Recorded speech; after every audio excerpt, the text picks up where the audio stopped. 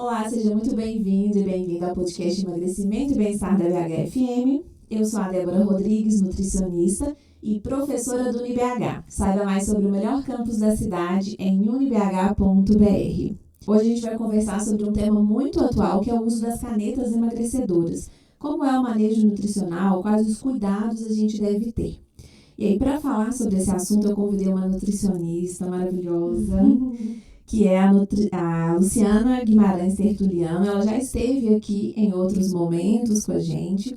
Ela é nutricionista formada pela UFMG, tem mais de 10 anos de prática clínica, é pós-graduada em nutrição esportiva funcional, já compôs o corpo clínico de nutricionistas da Unimed BH e hoje atua em consultório particular especializado em emagrecimento feminino. Lu, seja muito bem-vinda ao nosso podcast. Olá, obrigada, Débora, mais uma vez por esse convite. Para mim é uma alegria falar sobre esse tema, sobre alimentação, sobre as atualidades que esse campo traz e para poder contribuir também, né, para quem quer realmente ter uma longevidade saudável, construir hábitos sustentáveis, né?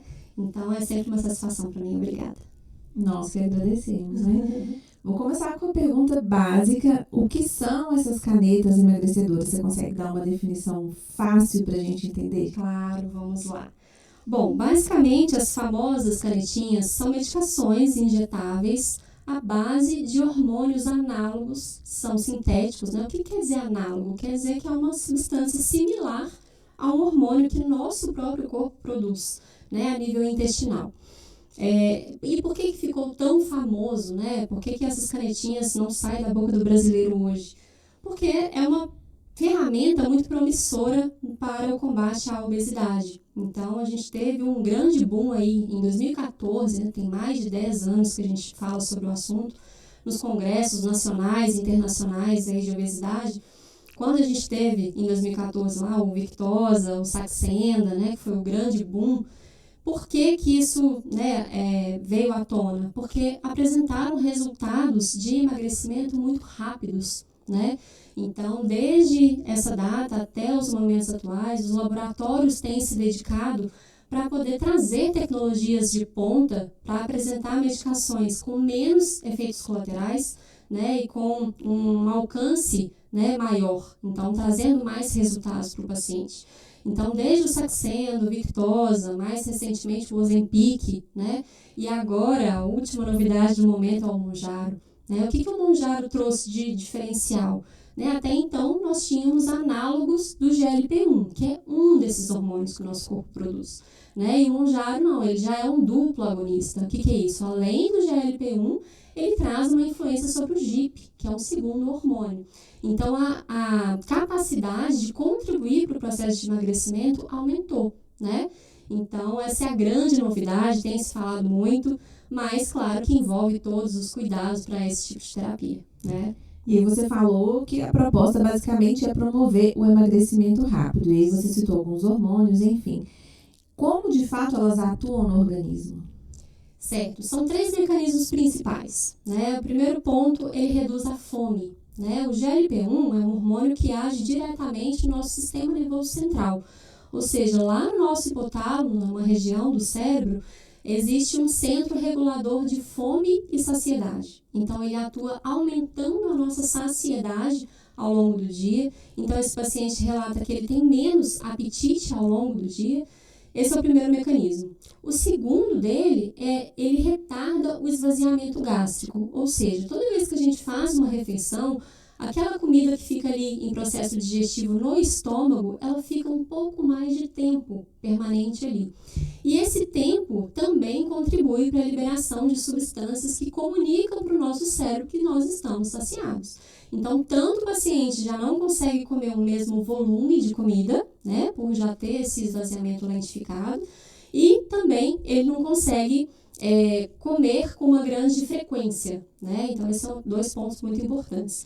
E o terceiro mecanismo, esse já é um ganho aí do Mounjaro, que é uma contribuição já no controle da glicose, né? Que a gente sabe que é importante para o processo de emagrecimento, controlar a velocidade que o nosso corpo capta essa glicemia, né? Então, os análogos, né, eles estão contribuindo para uma melhor gestão e velocidade de absorção desse carboidrato.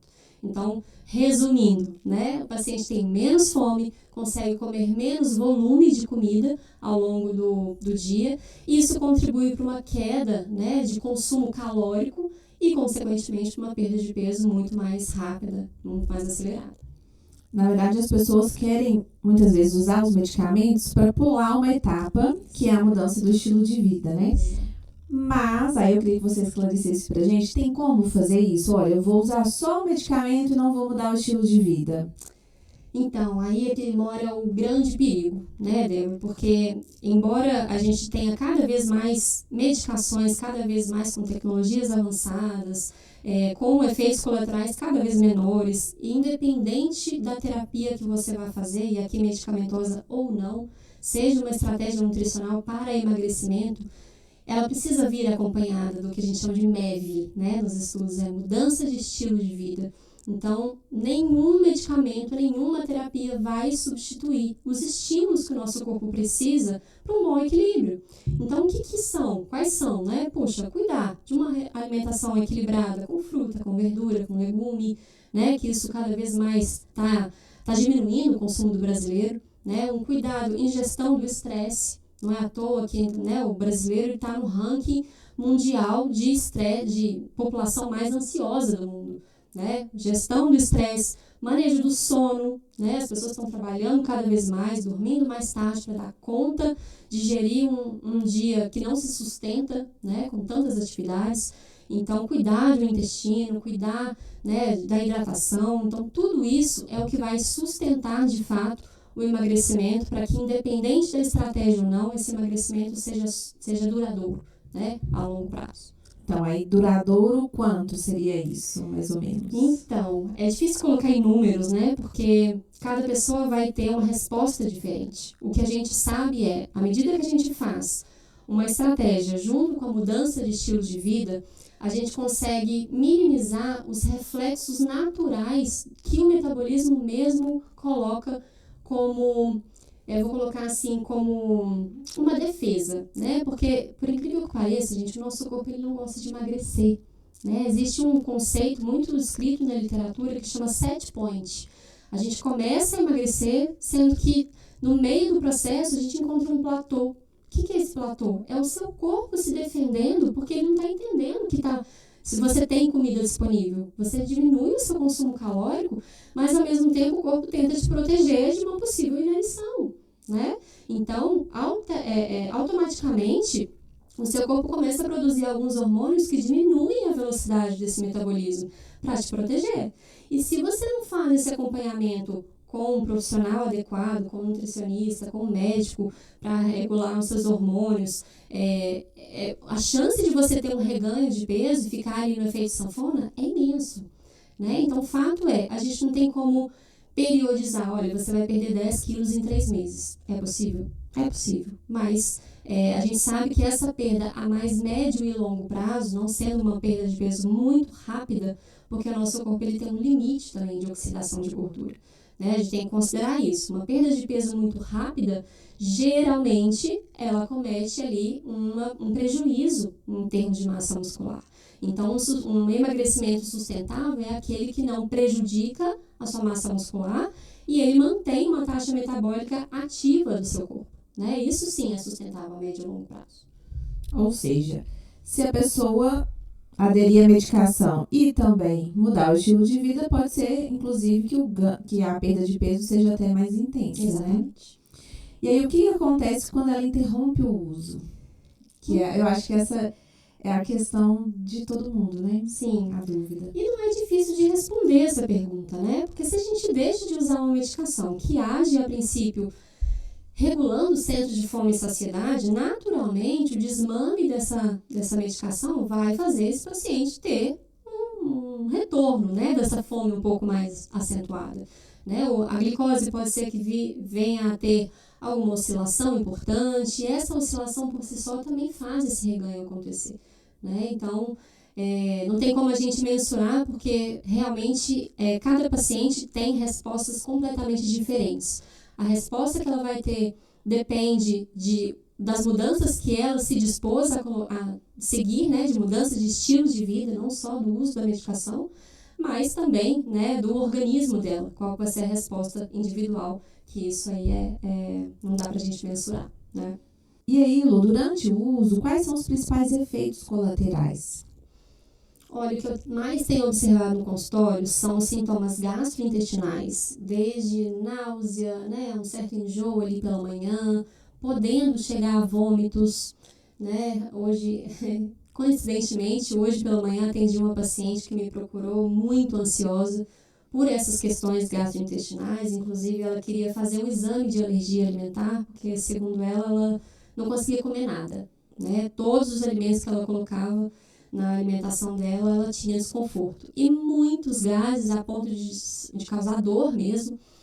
E quando eu fiz essa investigação, né, e ela me contou que ela estava fazendo uso da tiazepatida, Mounjaro, há poucas semanas, tudo ficou mais claro para mim, né? Então, não é de se espantar, porque a gente tem que pensar, né, Débora? Se a gente está usando uma medicação que diminui que na verdade aumenta, né, o tempo de exposição desse alimento no trato gastrointestinal, a gente sabe que todo o trato gastrointestinal ele é permeado por bactérias que vão ali fermentar resíduos de alimentos. Então, se uma pessoa que já tem um processo de desbiose, né, um desequilíbrio de flora intestinal, antes de fazer o uso da medicação, com a medicação isso vai se exacerbar, né, vai ter um desconforto maior. Então, os sintomas podem ser diversos, né? Eu já peguei paciente, por exemplo, que não conseguia consumir praticamente nada, né? Chegava a ter vômitos com frequência e nem os alimentos saudáveis mesmo que ele precisava consumir, ele não conseguia, né? Então, claro, é individual, assim como eu pego pacientes com muitos sintomas, já peguei pacientes também que não têm efeito colateral nenhum. O que é curioso que, na maioria das vezes, os efeitos colaterais eles são desenvolvidos, na maior parte, pelas mulheres. Os homens têm uma certa tolerância um pouco maior do que elas.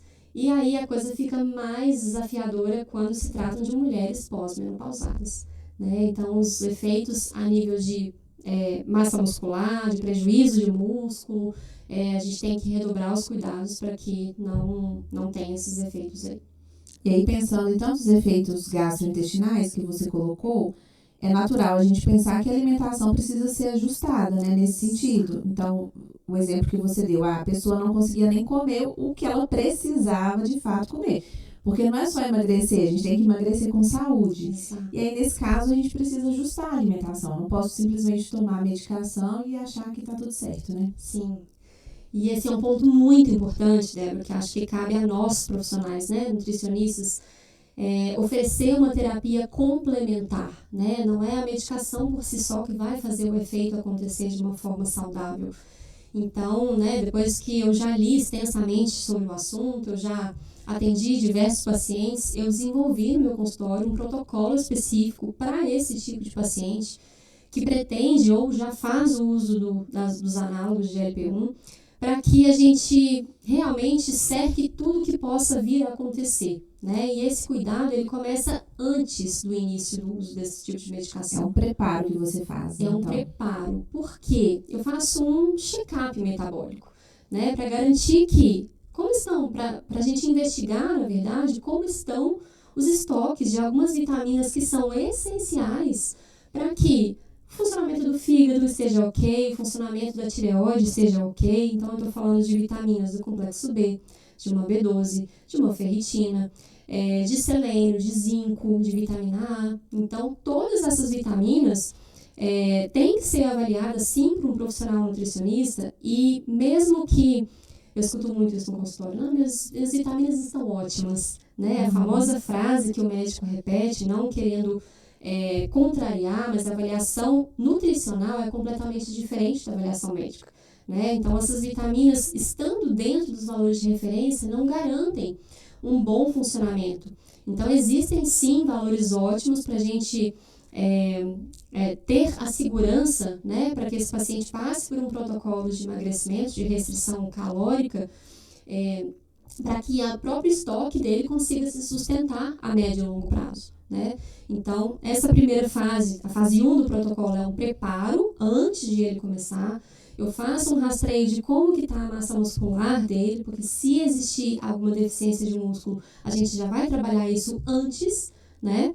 A gente tem que pensar que o músculo é onde tem a nossa célula que queima gordura, né? A nossa mitocôndria está ali dentro do músculo. Se você não tem músculo, para onde que vai, né? Essa gordura que necessariamente vai mobilizar nesse processo de emagrecimento, né? Então, a fase 1 é uma fase de preparo. O protocolo 2, que é um protocolo que eu aplico durante o uso dessa medicação, é um protocolo que visa diminuir os impactos, né, os efeitos colaterais da medicação e também dar sustentação e proteção dessa massa magra. Então, na maioria dos casos, eu preciso, por algum período, fazer uso de uma suplementação de proteínas, né? A gente sabe que as proteínas têm uma digestibilidade mais difícil, então a quantidade de proteína que essa pessoa precisa consumir durante o dia, ela precisa obedecer necessariamente à massa magra dela, para que isso se preserve, né? Então tem todo esse cuidado. E já no protocolo, no terceiro protocolo, que já seria aí o desmame, né, da medicação, que eu falo que é o grande pulo do gato, né? Depois que a gente já fez o uso, já emagrecemos muito, o paciente está sorrindo de orelha a orelha, e como que a gente prolonga e protege esses sintomas que vão aparecer? Isso aí é inquestionável, porque a fome ela vai aumentar e o controle da glicose ele vai oscilar, sim.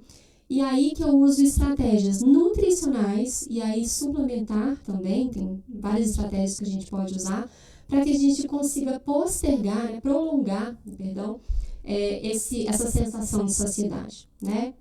Inclusive, eu quero abrir um parênteses aqui sobre um assunto que pouco se fala, né, nas mídias sociais. Acho que as medicações elas roubam muito esse centro de atenção, mas a gente tem que colocar também para as pessoas aprenderem sobre o que a nutrição também está desenvolvendo para contribuir para o processo de emagrecimento e para trazer terapias que dão sustentação a médio e longo prazo, né, do campo da nutrição. Então, atualmente, nas últimas semanas, no último mês, a gente teve o lançamento de um peptídeo bioativo derivado do salmão, de origem norueguesa, com mais de 10 anos de estudo no mercado, e esse peptídeo provou-se com uma ação muito interessante em GLP-1, em GIP e GLP-2.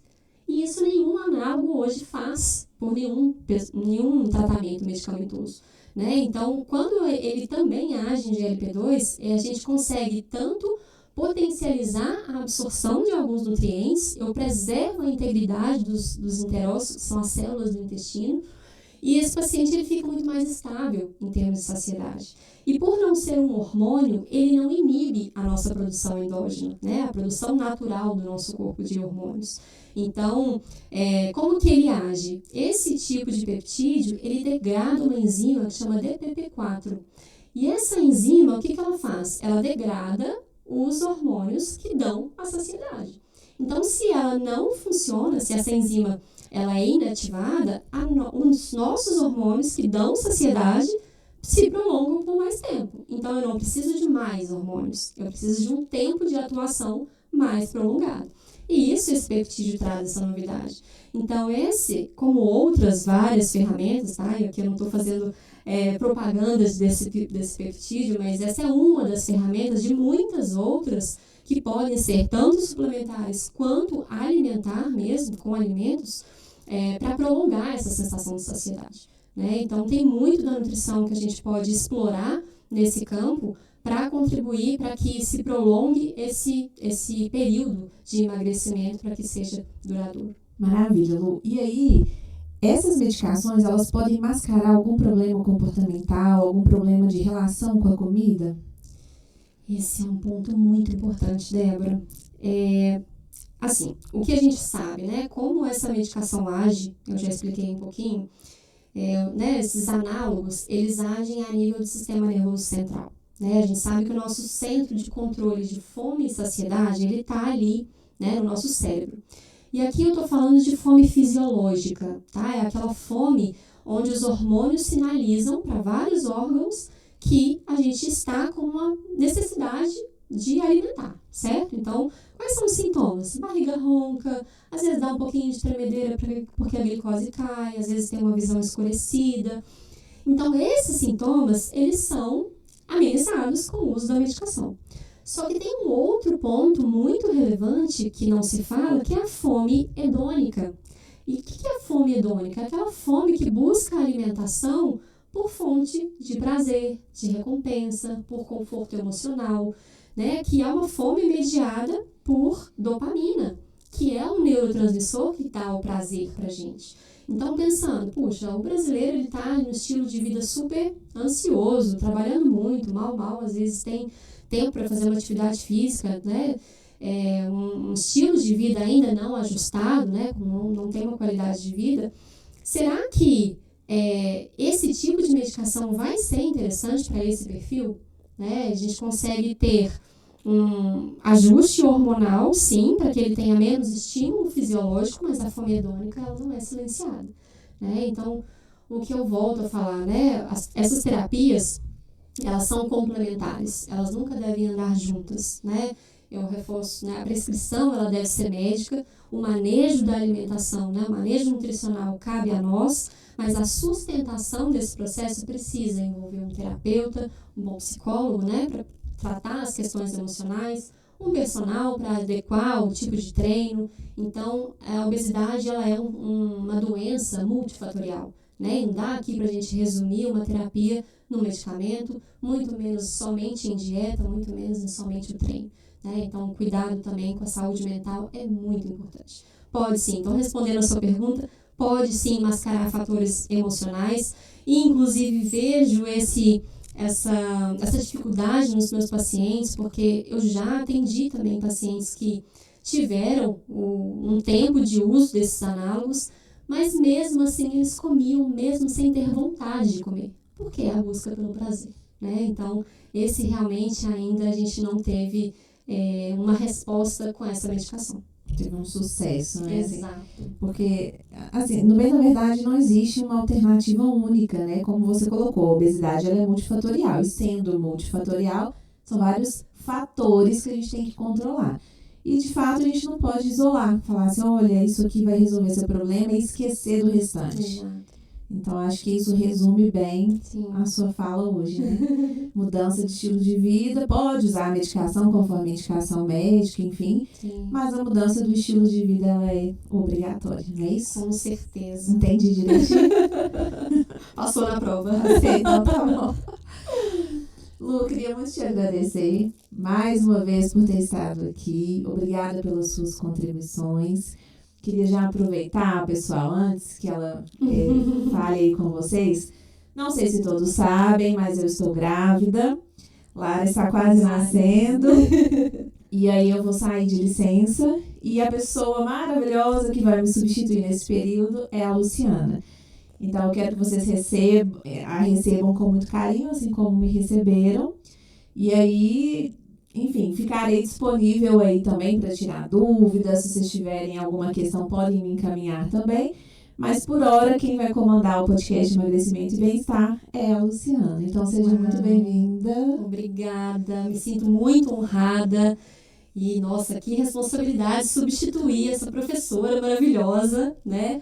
E eu me coloco super à disposição. Inclusive, quero colocar aqui o meu @ do meu Instagram, porque eu gosto de fazer isso daqui como se fosse uma conversa, né? Como é uma gravação, eu não consigo conversar com o público. Exato. Então, quem quiser colocar lá no meu Instagram sugestões de temas pra gente trazer, porque eu sei, gente, que são muitas dúvidas, são muitos mitos que a gente escuta sobre alimentação. Então, buscar a orientação de qualidade com um profissional que estuda, que traz referências, né, publicadas aí. Então, é muito importante para a gente saber realmente ser amparado com informações de qualidade. Né? Então, muito obrigada pelo convite, me sinto muito honrada.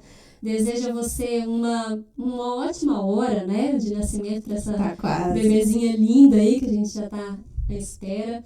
E é isso, estarei aqui à disposição para poder contribuir com todos. Obrigada.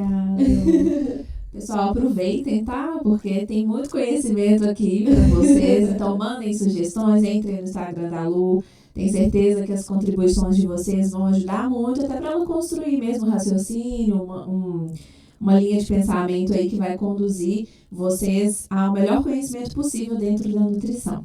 E eu queria aproveitar também para agradecer a companhia de vocês, as sugestões, enfim. E continua aqui à disposição, tá, gente? Aproveitando, Débora, eu falei do meu Instagram, mas não falei o @, né? @LuTertulianoNutri.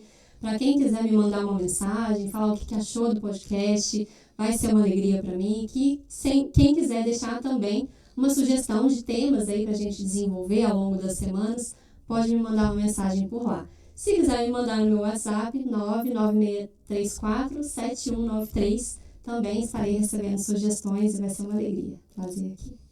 Pessoal, se ficou alguma dúvida, além de entrar em contato com a Lu, vocês podem mandar para o participe@bhfm.com.br. E não se esqueçam, UniBH, saiba mais sobre o melhor campus da cidade em unibh.br. Um abraço e até a próxima. Obrigada, Lu. Que agradeço. Obrigada.